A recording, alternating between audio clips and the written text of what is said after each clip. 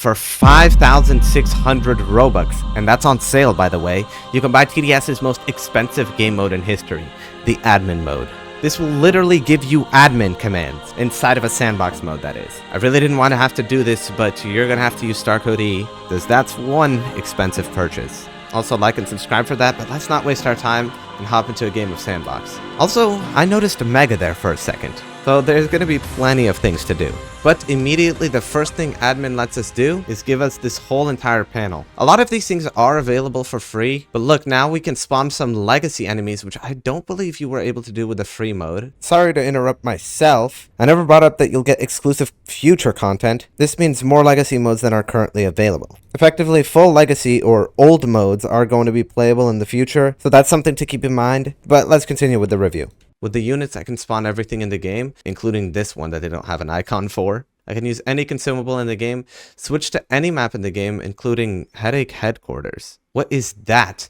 Oh my god, okay. Tutorial? I could switch to tutorial? Oh my goodness. Now again, a lot of these things are available for free, but let me just read out exactly what admin gives you as of right now. You get instant access to sandbox mode, so you'd need to be a high level. You can assign up to 3 admins, so let teammates have admin in your game. The mega servers that we saw from earlier, where you can play up to 5 or 6 players. You can automatically spawn any enemy in the game, including legacy ones. Fortunately, can't scroll down beyond here. You're going to be able to play legacy game modes like Fallen. You have full game role control. You have no placement limit. You can spam consumables because they have no cooldown apparently, and a lot more of which we'll be testing. Unfortunately, I don't believe that we get access to admin towers, so that means War Machine and Mecha Base, of course. Also, does it seem like we get access to towers we don't have, because I can't place something like Swarmer down. Oh well, maybe that will get added in the future. There's also all of these challenges, which means I could literally just play any challenge that I want right now. Also, what is God? God just makes my HP infinite. I can cancel the timer, which literally just skips the wave. Okay. What the heck? Okay, this could actually be pretty fun. I could toggle the music on or off, even though you can already do that in settings. I could change my time scale. How high? 100? How about... Oh, you can't make it negative. That would be pretty funny. But I've technically won this challenge, so let's go to this one. Apparently, I could play through old game modes here as well. Return of the Core Blocks? Oh my god. So I can literally play through old events. That is pretty crazy. Tower Outskirts. What is this map? What is this? Oh, I think this is supposed to be the one from Night 1 or whatever. This seems to be glitched. What about Rotfield? Sorry, I meant Night 3. This is Night 1 from back in Solar Eclipse. I wonder if the original Polluted Wastelands is in here. Not by the looks of it, no. Apparently Honey Valley is in the easy section, not very easy. I can literally spawn anything. Let me go see if that worked. Sure enough, it did. So let's actually figure out how all of this works. Let's go to my towers and take Engineer, for example. So I could place it down and upgrade it. I mean, that's not really surprising to me. Now, can I edit this thing's stats? By the way, there's also all of these modifiers, so there's a lot of fun you could have with this. You can also play any song you want.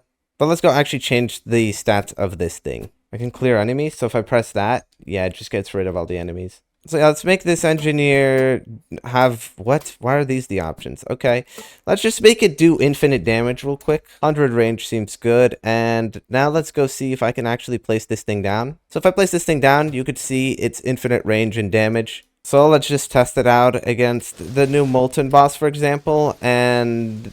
I don't know what that was, but that was pretty strong. Let's send a few Fallen Kings in here. Okay. So now if I go on game modes, set it to Fallen. This thing's just spawn killing. Let me switch my towers. Unfortunately, it looks like I can't change the explosion range, which would have been fun. I would have made this paintballer OP, but let's use Ranger. I like Ranger here. Let's make it do infinite damage, have a cooldown of 0.01, give it 100 range, and let's go place one down. I'm gonna go up to level 5 here and actually, yes, make the stats crazy. So now this Ranger down here should absolutely spawn kill Fallen mode. I got this thing maxed out, so I'm gonna sell this. And let's just start skipping a bunch of waves. Apparently that didn't do anything. Let's start skipping the waves now. And, well, we're just spawn killing everything. I can set my health to 1 here, I believe. And then I can do... No! Hidden wave doesn't work. Oh my god, I can't. Well, let's go find some enemies here, like the Void Reaver. I guess the Void Reaver is there, so, yeah, I think we're a little bit overpowered. I think I just killed like 40 Void Reavers. That's something that can happen.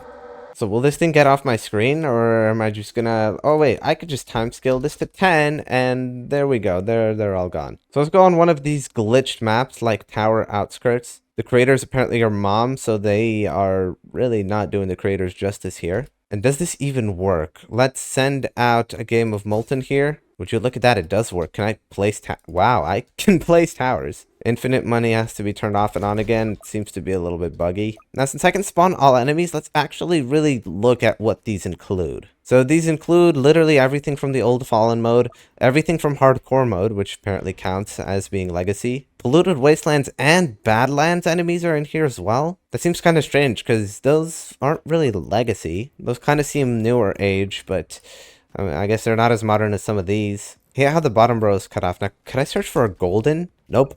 That's not available yet, even though it will. There's also units I can spawn, which doesn't include the monster. Oh yeah, let me spawn some field medics back here and send out a car. Make my car invincible medics. They're not doing it. They're not. They're send out a skeleton. They're not doing it. Okay, is it glitched, or how about a rifleman? You guys know this. Okay, yeah, that seems to work. What if I just auto-click the grenadier? Oh my goodness. That's a lot of grenadiers now that have a shield. Well, let's just go into time scale 10 here and absolutely spawn kill everything up until this point, in which case I will die unless I go into God mode. Let's spawn some APCs. Okay, bro, the game can't handle that. Some gift bombers here. Holy! I didn't know the explosion radius was that big. Fortunately, you can't spawn like higher level grenadiers. Goon 3. Let's get some of these going out. Okay, it's time for, I guess, just the strongest thing that we have available to us. Railgun tanks. Unfortunately, it doesn't give us like the admin command thing. This is actually the strongest thing that's available to us. It's slow. How about Ripped Elves? How many of these do we need? Ripped Elf sucks. Yeah, Railgun Tank is just the best. Yeah, you can't spawn higher levels of, like, Riflemen, unfortunately. This has got to be pretty OP right here. Can this take... Yeah, it can take care of any... The axes are just falling through the void. So, yeah, there's going to be a little bit of glitches here and there because, I mean, TDS was never made to be played like this. So, this is just what happens when you add admin like this. But, I mean, is it worth it?